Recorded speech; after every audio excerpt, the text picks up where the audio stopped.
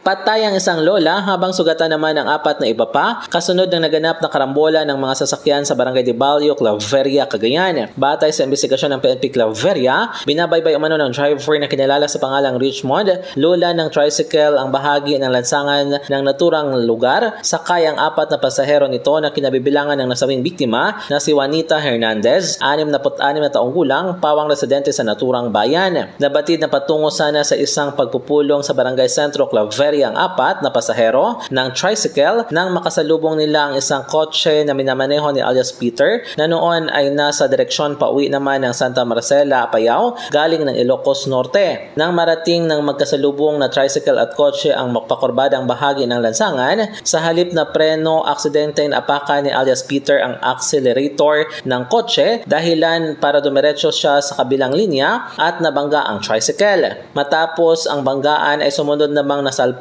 ng kotse at ang isang pang van na noon ay nasa likurang bahagi naman ng tricycle. Nabatid na wala namang nasugatan sa mga individual na sakay ng van at ng kotse. Dahil sa lakas ng impact ay nagtamo ng matinding sugat sa iba't ibang bahagi ng kanilang katawan ang mga biktima, lula ng tricycle na agad isinugod sa paggamutan, ngunit sa kasamaang palad ay nasawi ang pasaherong si Hernandez habang nilalapatan ng lunas ng umasikasong doktor. Sa ngayon ay sinampahan na ng kasong reckless imprudence resulting to homicide, multi-physical injury at damage sa property si alias Peter matapos ang naturang insidente. Mula dito sa Cagayan, MJ de la Cruz para sa Radyo Alternatibo, Balita Nationwide.